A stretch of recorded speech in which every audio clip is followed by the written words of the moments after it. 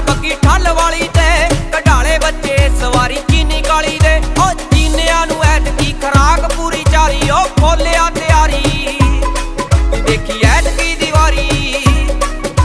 ਸਿਰੋਂ ਲੈ ਕੇ ਪੈਰਾਂ ਤੱਕ ਮੜੂ ਤੈਨੂੰ ਬੱਲੀਏ ਨੀ ਸੋਨੇ ਨਾਲ ਸਾਰੀ।